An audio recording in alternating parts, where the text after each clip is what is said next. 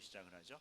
그러한 참된 우리의 왕임을 증거하고, 반면 마가복음은 죄의 짐을 지러 온 종이다 라는 것을 선포하고, 누가복음은 정말 의사요 역사가인 누가가 그 객관적인 통찰, 그리고 그 과학자다운 통찰로서 정말 실제 하시는 예수 그리스도의 역사성을 중심으로 기록을 했다면, 요한복음은 그것과 차별되어서 거기서 다루지 못한 예수님은 하나님이시다라는 그러한 예수님의 존재에 대한 증명을 아주 여실히 하고 있는 놀라운 책이라고 할 수가 있겠습니다.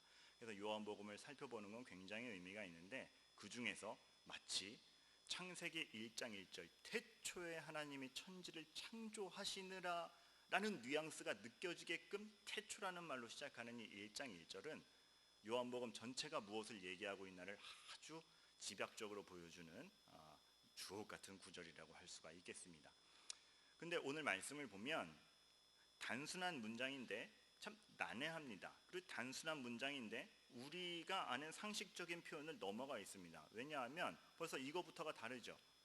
우리는 말씀을 했다, 누가 말을 했다라고 표현을 하는데, 여기서 뭐라고 되어 있습니까? 말씀이 계시니라. 벌써 우리가 가지고 있는 틀에 말씀이라는 뜻이 아닌 것입니다. 그래서 우리가 먼저 해야 될 것은 여기서 말한 요한이 선택한 이 말씀이라는 단어, 원어는 당시의 철학적인 단어를 빌려와서, 그 철학적 뜻을 빌려온 게 아니라 단어를 빌려와서 로고스라는 단어로 표현했는데, 이 로고스, 말씀이라고 표현된 것을 요한은 과연 어떠한 개념을 가지고 썼는지부터 먼저 고찰을 하도록 하겠습니다. 이 고찰을 하기 위해서 제가 먼저 읽어드릴 본문은 이겁니다. 무엇이냐면 전도서 1장이죠. 전도서를 보면 1장에서 해 아래 새 것이 없다, 해 아래 뭐 새로운 것이 있겠나 라는 그러한 세상의 허무함을 한탄하면서 이러한 얘기가 나옵니다. 전도서 1장 5절에서 8절을 보면 해는 떴다가 지며 그 떴던 곳으로 빨리 돌아가고, 어차피 질 건데 왜 뜨는 거야? 마치 이런 뉘앙스죠. 바람은 남으로 불다가 북으로 돌이키며 이리 돌며 저리 돌며 불던 곳으로 돌아가고, 사실 남쪽에서 시작한 바람인지도 모르는 겁니다. 어디서부터 분 건지도 모르는 바람이 이리저리 돌아다니는데 뭐 그냥 사라지는 겁니다. 이게 뭘까? 모든 강물은 다 바다로 흐르되 바다를 채우지 못하며, 줄창 흐르는데 바다가 넘친 적이 없어요. 도대체 왜 흐르는 거야? 라는 전도자의 아주 어떻게 보면 익살스러운 불만 표현이죠. 어느 곳으로 흐르든지 그리 연하여 흐르니라. 그래서 전도서의 기록자는 이런 만물의 운행을 보면서 이렇게 표현합니다. 만물의 피곤함. 분주하게 움직이는데 그렇다고 바닷물이 넘치나 바람이 어디서 부르는지 아나, 해는 떴는데 그래서 질 거잖아, 이러한 한탄을 하고 있는 것이죠. 그래서 만물의 피곤함을 사람이 말로 다 할 수 없으니 눈으로 보아도 족함은 없고 귀에 들어도 차지 아니하는도다. 해 아래 새 것이 뭐가 있나, 이러한 한탄을 하고 있죠. 자, 여기서 우리가 이러한 정말 우리가 어떻게 보면 공감할 수 있는 이 전도자의 한탄에 대해서, 이러한 한탄 앞에 하나님이 개입되면 얼마나 놀라운 반전이 일어나는지를 한번 보도록 하겠습니다. 그래서 다 함께 한번 찾아봤으면 하는 성경 본문 이사야 55장 말씀입니다.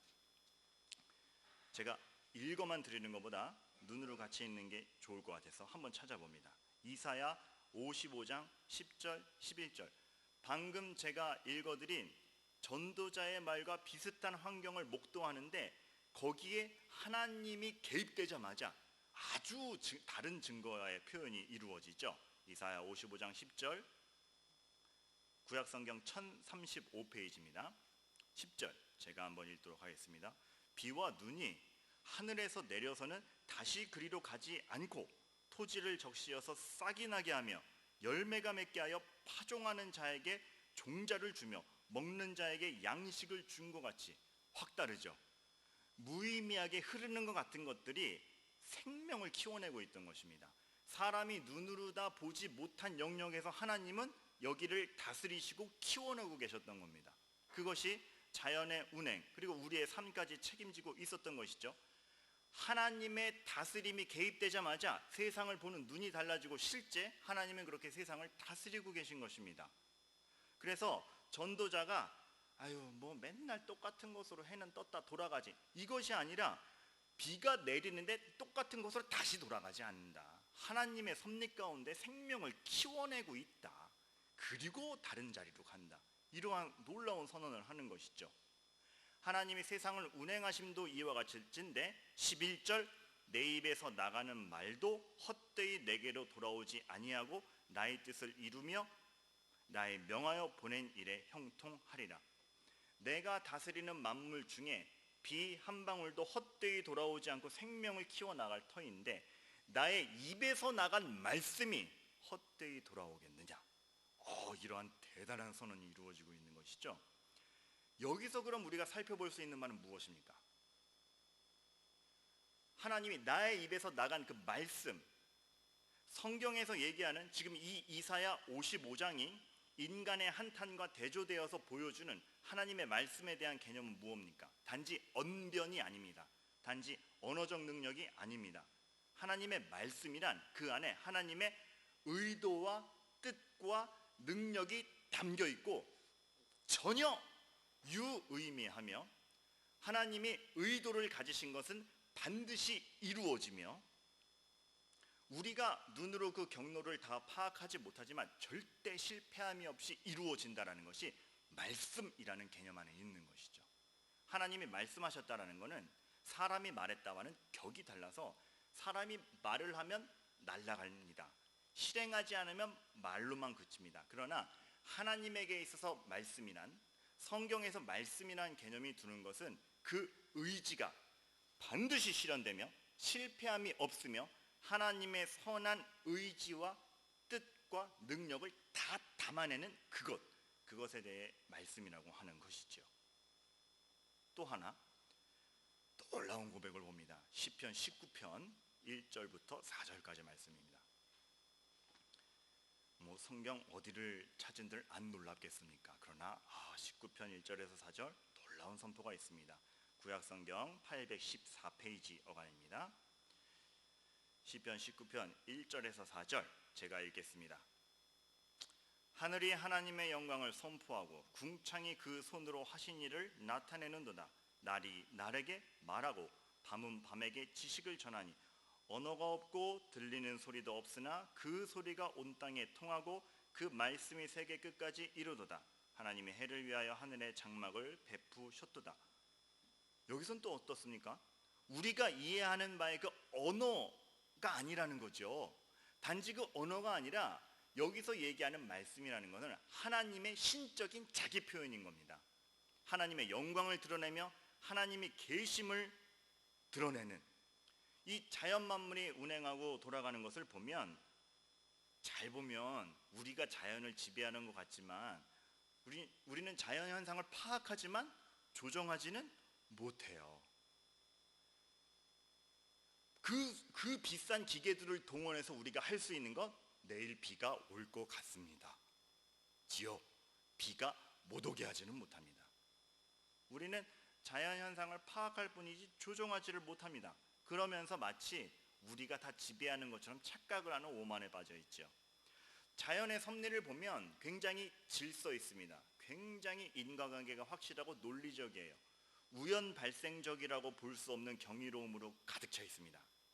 시편 기자는 그거를 보면서 이 모든 거에 묻어있는 하나님의 자기 표현을 보아라. 그래서 선포하는 것이죠. 이것이 단지 우리의 언어 체계로서의 말씀이 아니라 하나님이 자기를 드러내고 자기의 존재를 알리는 것에 대해서 말씀이라는 표현을 도입하고 있는 것입니다.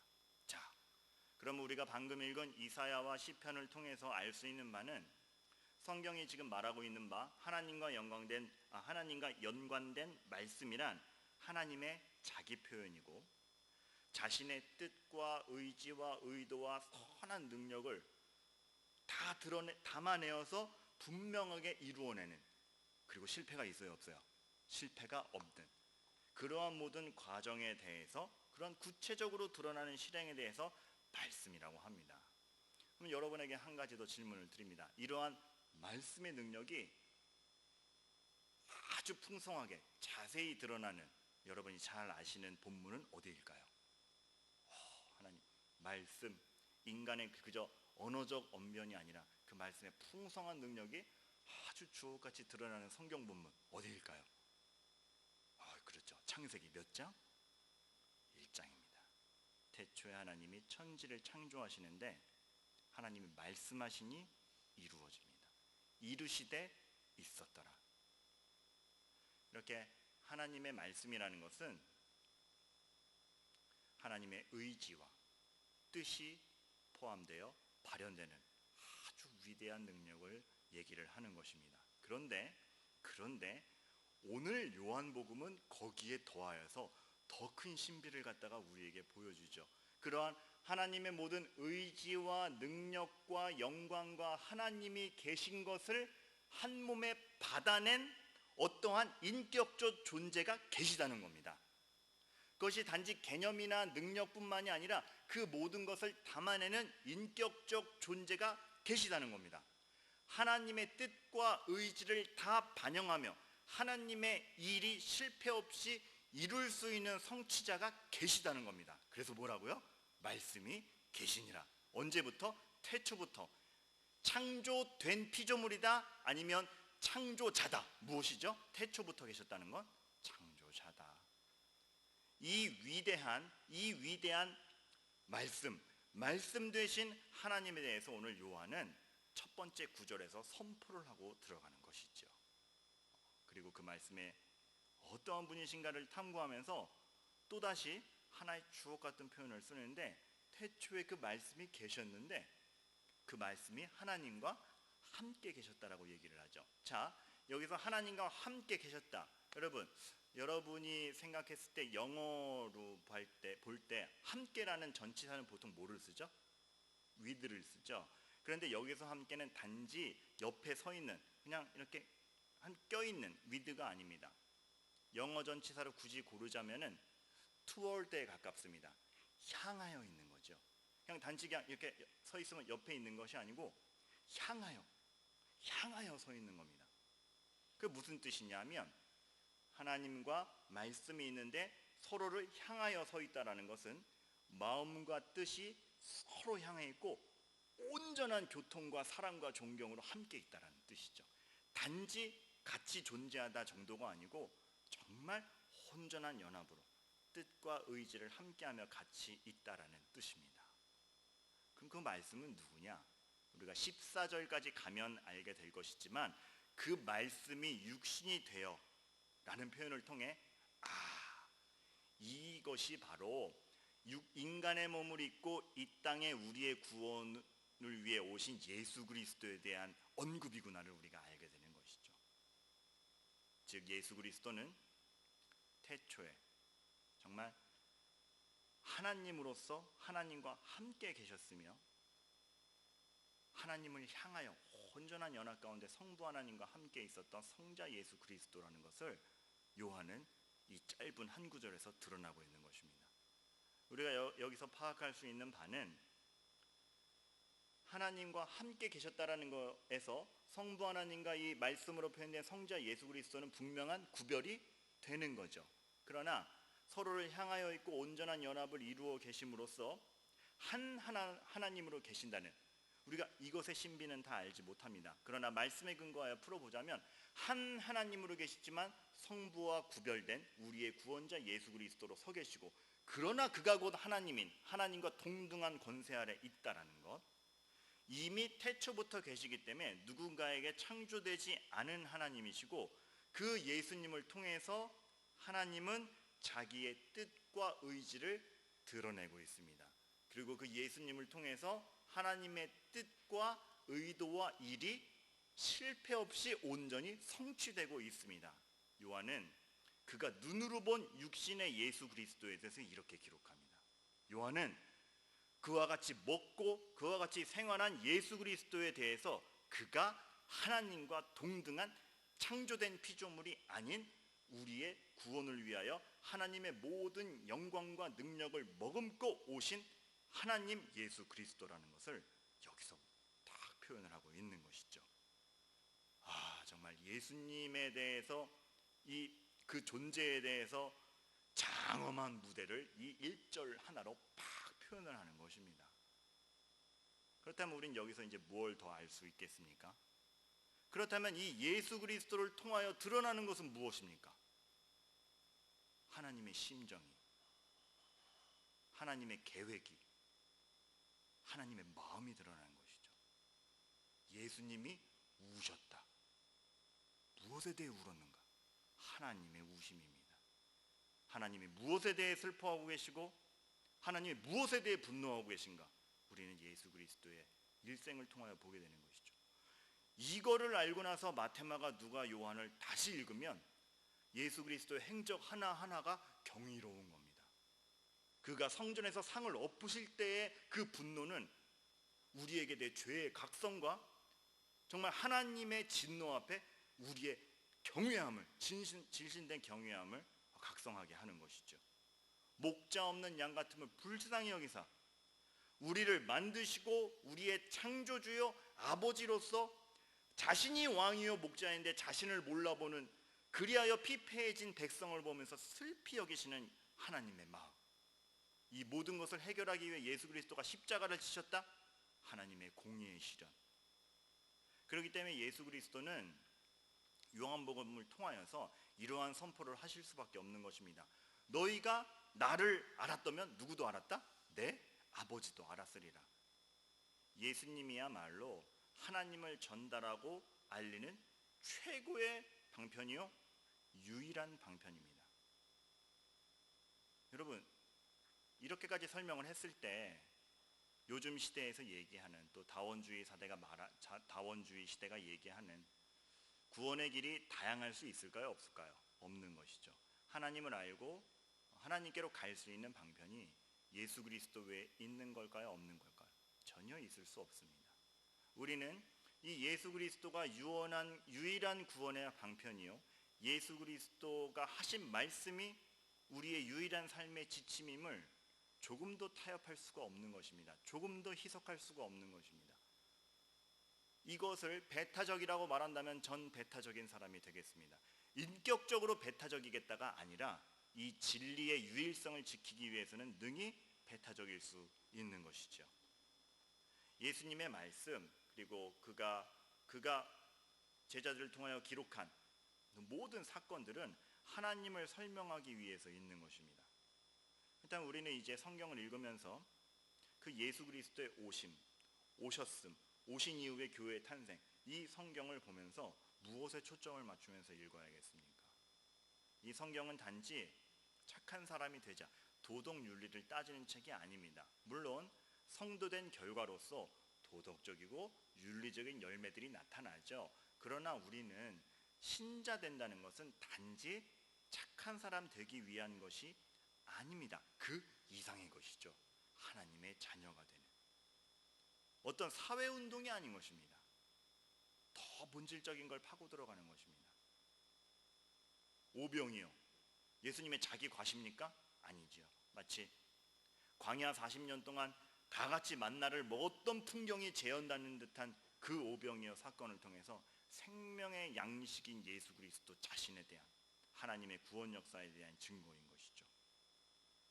하나님이 우리에게 제시하는 것이 우린 무엇인지 정말 제대로 알고 있습니까? 제대로 알아야 됩니다. 그런데 우리는 성경에 대한 갈급이 너무 없고 읽어가면서 정말 이것이 무엇을 뜻하는지에 대한 갈급이 너무 없는 건 아닌지, 단지 읽는 것이 아니라 정말 어떻게 보면 과하게 표현을 하자면 목숨을 걸고 그 뜻을 파헤쳐야 되는 게 우리 성도의 의무가 아닌가, 그러한 생각이 드는 것이죠.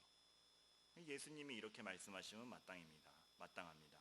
나를 알고 믿는 자라야 나의 형제요 가족이다. 여러분은 이 성경을 읽으며 예수 그리스도를 통하여서 진정 예수 그리스도께서 알리고자 하는 하나님의 뜻과 의도를 알아가고 있습니까? 참 많은 우리의 방만한 태도를 반성하게 하는 그러한 말씀인 것이죠. 여기서 끝이 아닙니다. 성부 하나님께서 그 성자 예수 그리스도에게 자신의 모든 뜻과 의지를 위임하시고 그를 통하여 성취되게 하셨습니다. 이 땅에 보내셨습니다. 그런데 그 보냄받은 예수 그리스도께서 내가 하나님이다, 나만이 유일한 길이다를 선포하신 다음에 우리에게 주신 말씀이 하나 더 있는데, 이 말씀까지 들으면 우리는 굉장히 긴장하게 됩니다. 왜 그럴까요? 읽어보겠습니다. 같은 요한복음의 17장 말씀입니다. 요한복음 17장 16절 말씀 한번 보도록 하겠습니다. 신약성경 178페이지입니다.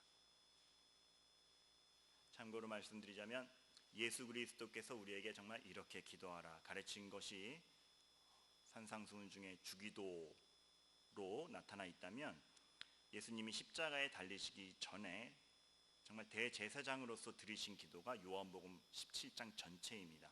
그 중에 16절부터 18절을 읽어보면 이렇게 기록되어 있죠. 내가 세상에 속하지 아니함 같이 저희도 세상에 속하지 아니하였삼나이다. 여러분, 우리는 예수님과 같이 하늘나라에 더 민감한 사람이어야 합니다. 소속관계를 분명히 해야 되는 사람입니다. 17절, 저희를 진리로 거룩하게 하옵소서. 아버지의 말씀은 진리이니이다. 그리고 18절, 아버지께서 나를 세상에 보내신 것 같이 나도 저희를 세상에 보내었고. 여러분, 예수 그리스도만이 아버지 하나님을 설명하고 아버지 하나님의 영광을 보여주고 아버지 하나님의 뜻을 온전히 성취할 수 있었습니다. 그리고 성취하시고 부활하신 다음에 예수 그리스도를 믿는, 예수 그리스도에 대하여 주는 그리스도시요 살아계신 하나님입니다를 깨닫고 믿는 신앙 고백의 터 위에 교회를 세우사 그 교회에 권위를 주시고 미션을 주셨어요. 그래서 뭐라 그래요? 아버지께서 나를 보내신 것과 같이 이제 나는 교회를 보냅니다. 우리는 이걸 위임받은 교회로서 일을 수행해야 돼요. 하나님의 안타까운 마음을 전하려는 것 같이 나도 지금 살아야 되는 겁니다. 얼마나 거대한 기가 막힘 속에 있습니까? 여러분이 교회로 있음이 세상에 하나님을 보는 유일한 통로라는 겁니다. 예수 그리스도께서 하신 바, 그리고 예수 그리스도께서 성취하신 바를 알리고 하나님이 지금 무엇에 대해 분노하시고 무엇을 원하시며 어떻게 구원을 이루고 계신가를 그 참빛을 전해줄 수 있는 유일한 통로가 누구? 우리들, 교회. 대단한 존재감 아닙니까? 정말 이 세상의 그 수많은 인구 중에 교회됨이, 신자됨이 너무나도 영광되고 신비롭고 기이한 일 중에 있는 거 아닙니까?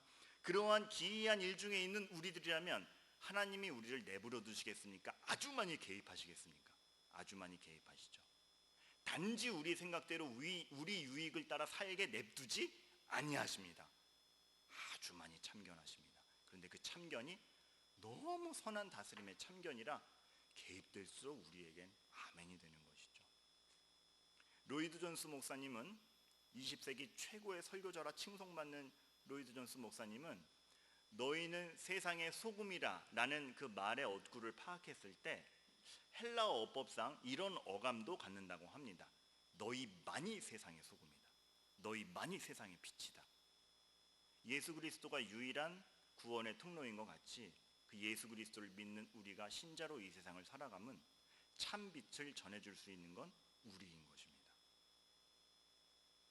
예수님이 유일한 말씀이셨으면 그 권위를 위임받은 우리가 지금 유일한 빛의 통로인 것입니다.